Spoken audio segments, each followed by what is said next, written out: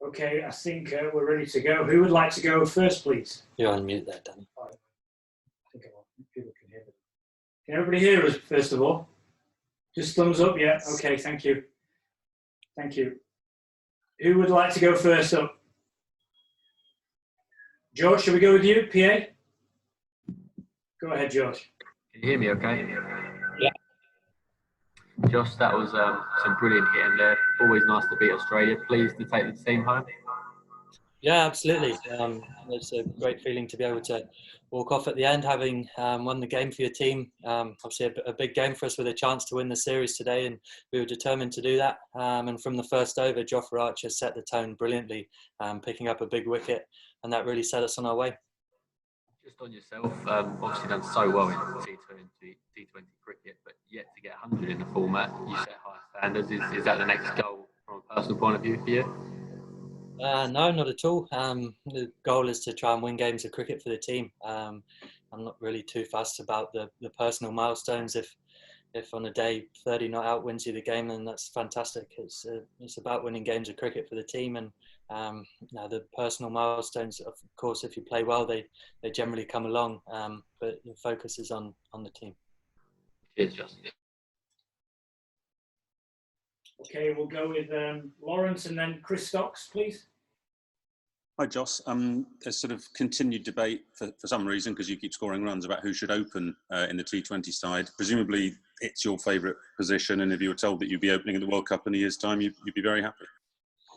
Yeah, I think it probably is my favourite position to bat in T20 cricket. I've had most of my success in 2020 at the top, but I think that's natural. You know, if you bat in the top three in T20 cricket, I think it's the best place for anyone. I think we've probably got 8 or 9 guys who'd stick their hand up to bat in the top 3. So I'm very happy there, but I'm also very happy to do whatever the team needs of me. If I've played a lot of my career of 2020 and one-day cricket batting in the middle, so I'm very comfortable doing that as well. The decision really is for the coach and the captain to decide. Do you feel like you're hitting the ball as sweetly as you have ever have? Yeah, I think so. I think it's amazing how it can turn around, isn't it? You hang in there long enough, and I've missed playing T20 cricket. I'm really looking forward to this series, because it's been a long time since I've played white ball cricket, and it's something I really enjoy playing. I love the formats and feeling in good touch. I think especially when you play against Australia, it gives you a lot of determination to play well. And I think the competition for places in the side has really been driving me as well. The guys have been coming in and playing really well, and when you're missing out, you feel that pressure. So to come back in, you sort of feel like you have to play well. Thanks. Okay, we'll go with Chris. Hi, Jos. I think if you win on Tuesday, you guys can take over from the Australians at #1 in the world in T20. How much of a carrot is getting to the top of the rankings in both these white ball formats? A little bit. I don't think it's been something we've really discussed as a side, but certainly the 50 over tournament, the research told you that the winner of that tournament generally came from the top 2 ranked sides in the world.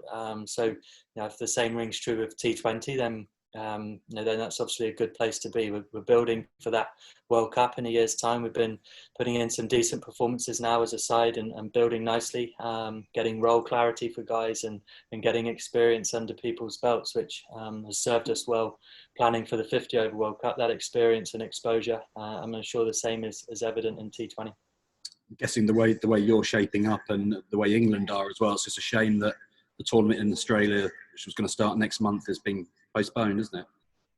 A little bit. I think we all wish that nothing had ever happened and we'd have just carried on. But it's been postponed for a year, which actually gives us more time to get more games under people's belts, more role clarity. People will play in the IPL and Big Bash and Pakistan Super League in that time as well, getting exposure in high pressure situations. So if anything, it probably suits us better. We should be a better side in a year's time. Okay, Dean and then John, please. Yeah, hi Jos, well batted. I wondered whether just that immediate reaction to Friday's game when Australia looked like they were cruising and then obviously lost those wickets, and maybe something similar was happening here when Owen got out the 3rd wicket to go. Were you kind of really determined to make sure you stayed there and kind of learnt from that and finished the game off? Yeah, absolutely. And I think on those kind of wickets, it's much harder for the guys coming in. Once you've taken a few balls on the wicket and get used to the pace, and it certainly becomes a lot easier for the guy in there. So having faced a lot of balls, I felt a lot of not pressure, but I felt responsibility to see the team home. It was fantastic from that actually Morgs gets the run rate down easier by taking Zampa on, and the same. Actually, a lot of credit for Moeen Ali. He came out and as the leg spinner came on, he said, "I'm happy to take this guy on." Played 2 great shots, which really finished the game. Yeah, I'll just get a quick word on Mo. Really, what was you said what the conversation was, but how impressed were you with the way he was able to execute that and put the game to bed really almost before your final 6?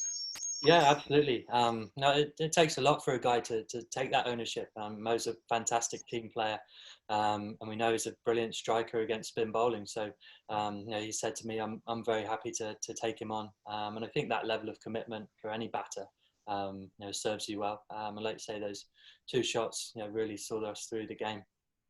Thank you. It's John, Matt, and then we'll finish with Will. Jos, you've made it clear that you enjoy opening. Was there any thought they might stick with Tom Banton after his success against Pakistan and utilise your power down the order? You'd always expect to stay up top. I don't know, to be honest. I actually asked Morgs, "Where do you want me to bat?" And he said, "I want you to continue opening." So that was the extent of the conversation. I think obviously Tom Banton's a fantastic young player. He's played brilliantly in that Pakistan series. And again, Jason Roy's missing from this side as well. One of the best openers in white ball cricket in the world. So we've got lots of strength in depth. It's something that's the mark of good teams. Good players all fighting for positions. And I think that's going to be serving us well as we go forward. Just the last 6 there, you sort of got hold of that one pretty well. Do you have a little league table in your head of the biggest 6s you've hit? No, I don't. But that was pretty sweet, that one. Yeah, we kind of came off somewhere close to the middle, didn't it? Yeah, a little bit. Okay, Matt Roller, please, and then finish with Will Macpherson. Hi, Jos. I think you were 25 or 24 after 10 overs today. Was that always a sort of conscious plan to try and take it deep and bat all the way through?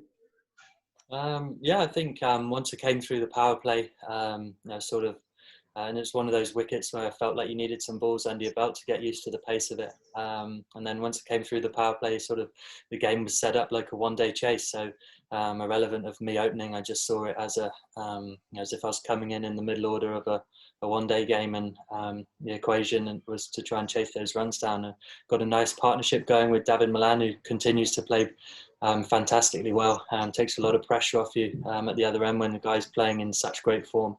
And those partnerships are key in chasing these kind of scores down. Keep that momentum going throughout the innings, and I thought that took us a long way in the game.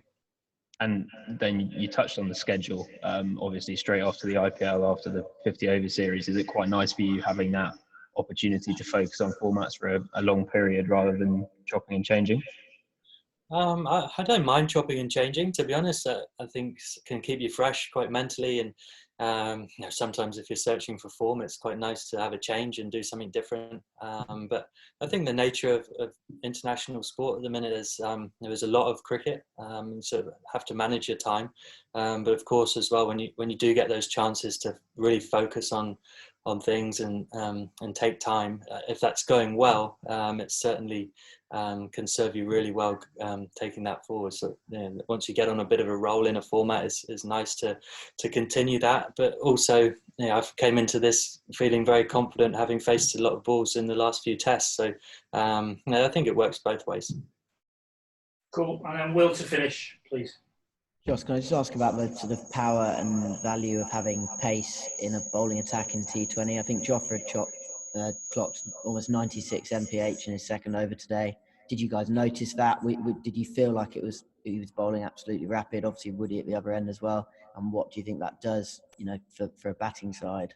Intimidatory factor, I suppose. Yeah, it is. I think as an opening batsman, the last person you want to face first up is Jofra Archer with a brand new ball. And like you said, we spoke the other night how well those two guys, pace can create wickets. It creates doubt as a batsman, those two guys have pace in abundance. Jofra and Woody, not only do they bowl fast, but they have fantastic skills. And when you watch Jofra certainly keeping wicket, when you watch him travel to the wicket as he does, I think in those last two games, he's going to bowl fast. Who's been hitting the gloves harder from your perspective? They're pretty similar, to be honest. They're both a bit different. Obviously, Woody with a shorter, skiddier, and Jofra can be more over the top with those bounce. But it's a nice thing to have as a side. Those two steaming in and try and steer clear of them both in the nets. Okay, thank you everyone. Cheers.